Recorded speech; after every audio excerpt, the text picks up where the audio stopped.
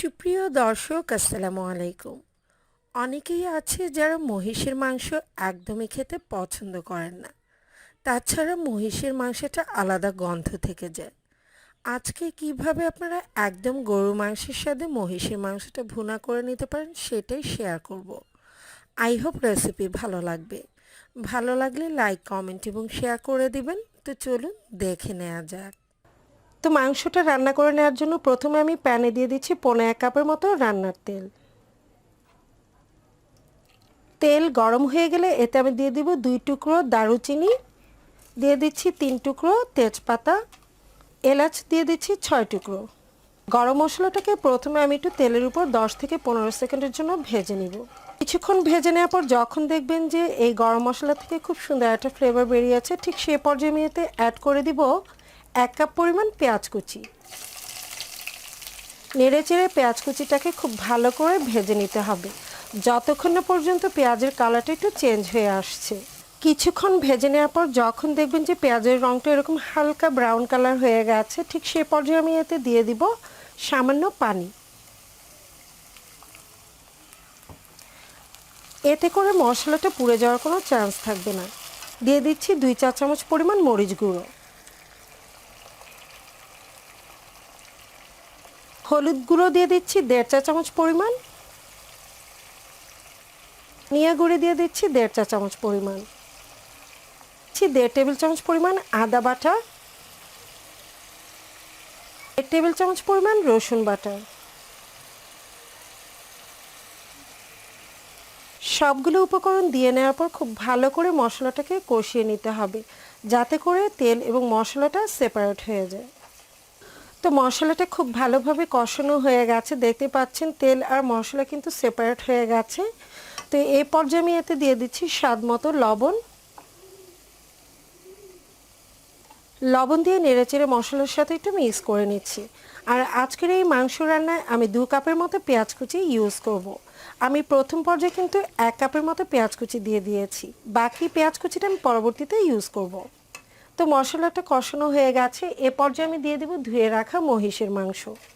এখানে 1 কেজি পরিমাণের মাংস নিয়েছি, আর মাংসটাকে খুব ভালো করে ধুয়ে নিয়েছি, তারপর এরকম রেগুলার সাইজে কেটে নিয়েছি। তো আপনাদের পছন্দ মতো ছোট বড় করে কেটে নিতে পারেন। এবার আমি এই ধুয়ে রাখা মাংসটা দিয়ে দিচ্ছি।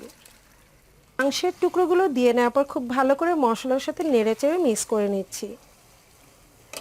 মিক্স করে নেওয়া হয়ে গেছে, এবার আমি ঢেকে এটাকে রান্না করব 10 মিনিটের মতো। খুব ভালো করে এই মাংসগুলোকে কষিয়ে নিতে হবে। তবে এই 10 মিনিটের মাঝে কিন্তু আমি কিছুক্ষণ পরপর এসে এটাকে উল্টে পাল্টে দিব, তা না হলে কিন্তু আবার তলায় লেগে যেতে পারে। তো আমি 2 মিনিটের মতো ঢেকে রান্না করেছি, এবার একটু উল্টে পাল্টে দিচ্ছি। আবারও ঢাকনা দিয়ে ঢেকে দিচ্ছি। এভাবে কিছুক্ষণ পরপর আমি উল্টে পাল্টে দিয়ে 10 থেকে 15 মিনিটের মতো মাংসগুলোকে কষিয়ে নিব। তো আমি প্রায় 10 মিনিটের মতো রান্না করে নিয়েছি, আর লক্ষ্য করলে হয়তো দেখতে পাচ্ছেন এখন কিন্তু মাংস থেকে অনেকটাই পানি উঠেছে, বেশ অনেকটাই কিন্তু পানি উঠেছে। আর প্রথমে যদি আপনারা মশলাটাকে পেঁয়াজের সাথে এভাবে কষিয়ে মহিষের মাংসটা রান্না করেন, তাহলে মহিষের মাংসে যে এক্সট্রা একটা গন্ধ পাওয়া যায় সেটা কিন্তু পাওয়া যায় না। তো চেষ্টা করবেন অবশ্যই মহিষের মাংসটা কষিয়ে রান্না করতে, এতে করে গন্ধটাও পাওয়া যাবে না আর খেতেও খুব টেস্ট হবে। তো দেখতে পাচ্ছেন বেশ অনেকটাই পানি উঠেছে। এ পর্যায়ে আমি বাকি 1 কাপ পেঁয়াজ কুচি দিয়ে দিব, আর এই পেঁয়াজ কুচিটা কিন্তু আমি কাঁচা ইউজ করছি। তো প্রথম পর্যায়ে কিন্তু আমি ভেজে নিয়েছিলাম, আর এ পর্যায়ে আমি কাঁচা পেঁয়াজটা ইউজ করছি। নেড়ে চেড়ে পেঁয়াজ কুচিটাকে মিক্স করে নিতে হবে। টালা জিরার গুঁড়ি দিয়ে দিচ্ছি 1.5 চা চামচ পরিমাণ।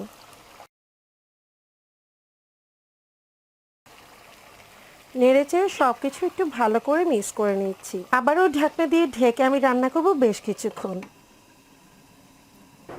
তো আমি বেশ কিছুক্ষণ ঢেকে এটাকে কষিয়ে নিয়েছি, আর এখন লক্ষ্য করলে হয়তো দেখতে পাচ্ছেন এক্সট্রা যে পানি ছিল মাংসে সেটা কিন্তু শুকিয়ে গেছে, আর মাংসগুলো কিন্তু একদম ভাজা ভাজা হয়ে গেছে, আর তেলও উঠে এসেছে। লক্ষ্য করলে দেখতে পাচ্ছেন যে তেল উঠে এসেছে। তো এরকম ভাজা ভাজা করেই কিন্তু কষিয়ে নিতে হবে। এবার আমি এতে দিয়ে দিচ্ছি পরিমাণ মতো পানি। তো এই কষানোর মধ্যে কিন্তু মাংসটা প্রায় 70% মতো সেদ্ধ হয়ে গেছে। তো বুঝেই কিন্তু পানিটা দিতে হবে। আমি পরিমাণ মতো পানি দিয়ে দিচ্ছি যাতে মাংসটা পারফেক্টলি সেদ্ধ হয়ে যায়। আর আজকের এই মাংসটা কিন্তু আমি ঝোল রাখবো না, আর মহিষের মাংস কিন্তু ঝোল খেতে একদমই ভালো লাগে না। আমি ভুনা ভুনা টাইপের মাংস করবো, সেজন্য বুঝে কিন্তু পানিটা দিতে হবে। চাইলে আপনারা কিন্তু এ পর্যায়ে ফুটন্ত গরম পানিটা ইউজ করতে পারেন, এতে করে মাংসটা আরও দ্রুত সেদ্ধ হয়ে যাবে। তো পানি দিয়ে নেওয়া হয়ে গেছে, এবার আমি ঢাকনা দিয়ে ঢেকে এটাকে রান্না করব আরও বেশ কিছুক্ষণ, যতক্ষণ না পর্যন্ত মাংসগুলো পারফেক্টলি সেদ্ধ হয়ে আসছে আর ঝোলের পরিমাণটাও কিছুটা কমে আসছে। আমি বেশ কিছুক্ষণ রান্না করে নিয়েছি, আর দেখতে পাচ্ছেন এখন ঝোলের পরিমাণ একদম কমে গেছে। আর মহিষের মাংসটা কিন্তু এরকম ভুনা ভুনা খেতে বেশি ভালো লাগে। একদম ঝোল ঝোল কিন্তু মহিষের মাংস খেতে মোটেও ভালো লাগে না। তো এই পর্যায়ে আমি এটা চুলা থেকে নামিয়ে নিচ্ছি। তো দেখলেন কত সহজ উপায়ে মজাদার এই মহিষের ভুনা মাংসটা রান্না করে নেওয়া যায়। আশা করছি রেসিপি ভালো লেগেছে। পরবর্তী রেসিপি দেখার আমন্ত্রণ জানিয়ে আজকের মতো এখানেই বিদায় নিয়ে নিচ্ছি। সবাই ভালো থাকবেন, সুস্থ থাকবেন।